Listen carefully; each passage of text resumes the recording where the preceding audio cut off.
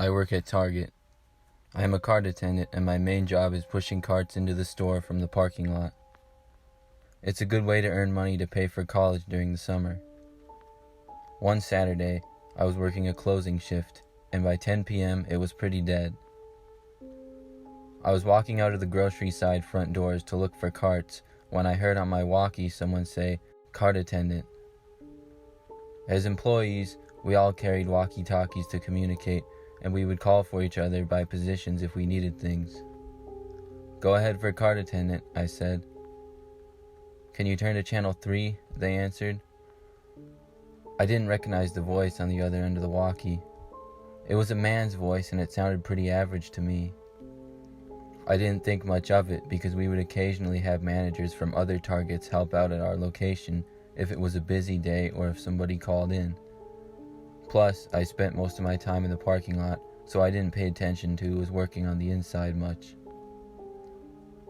I said I was going to 3 and turned the channels on my walkie. I told him I was on 3, and he asked me if I could go to the east side of the building and meet him there. I was a little confused at this request because I didn't see anyone come outside when I was pushing carts, and it seemed like kind of a strange thing to ask. But we did have a cart corral on the east side of the building, and I remembered to myself how I had forgotten to check it in a long time. I figured it was overflowing, or maybe a glass bottle broke or something. I said I was on my way and walked to the side of the building. When I got there, I didn't see anybody. I looked around. The cart corral had maybe 4 or 5 carts in it. Nothing seemed out of place, except for one car parked about 40 feet from the corral on the side of the building. It was a black SUV.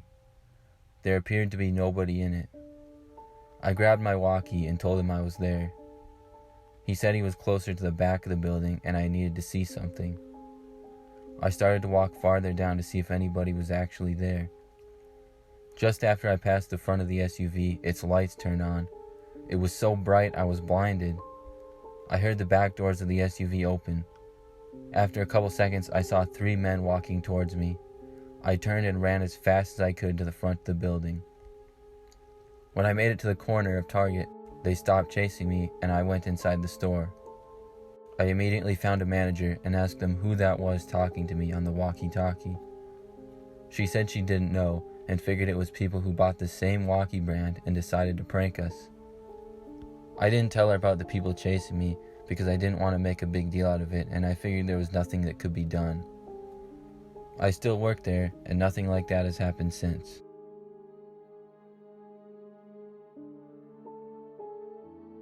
I worked at Target about 2 years ago.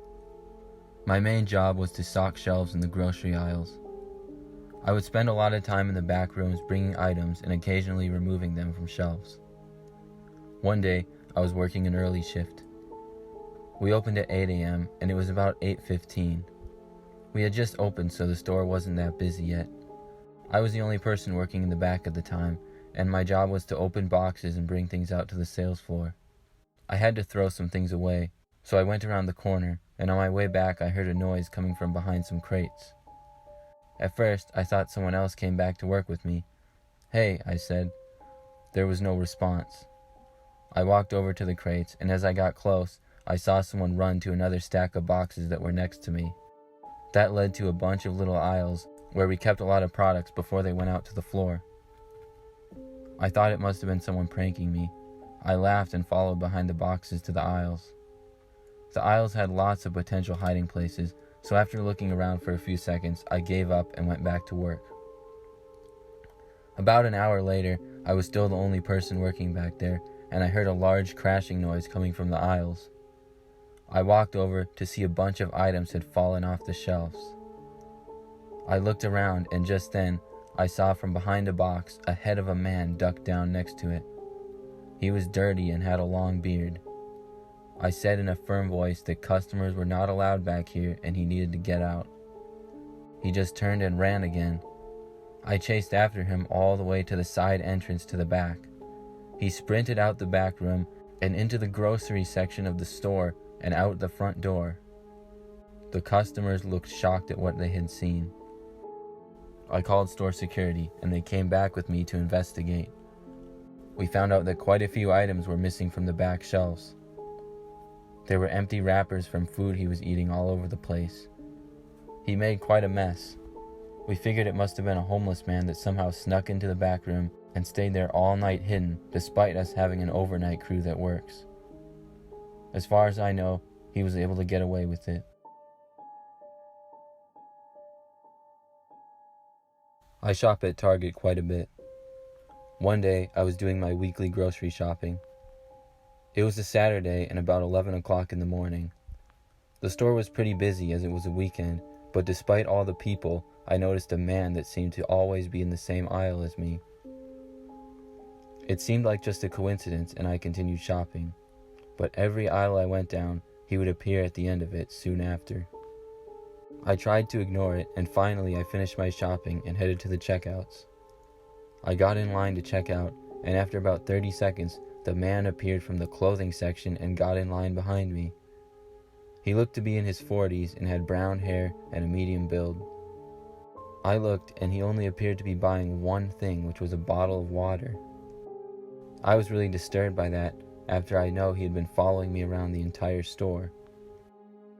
After I checked out, I got my stuff and walked very quickly out the doors. I turned around and saw the man looking at me as I walked out the door. I walked to my car as fast as I could and put in the bags. I looked around and didn't see the man, so I got in my car and drove away. About 5 minutes into the drive, I turned off the highway, and I saw a car turn off right behind me.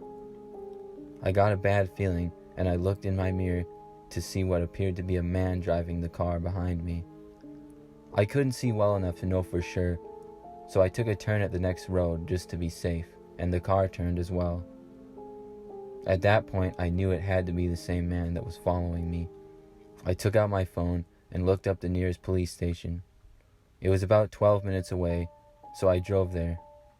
The man followed me all the way there every single turn until I pulled into the police station, and he kept going down the road.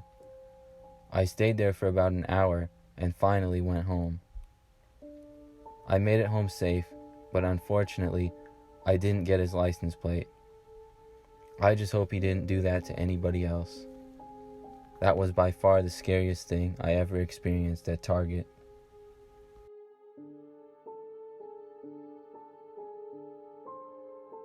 I used to work at Target when I was in high school. I pushed carts and I really enjoyed the job because I could be outside and get exercise. I was also responsible for maintaining the bathrooms, however, which was my least favorite part of the job.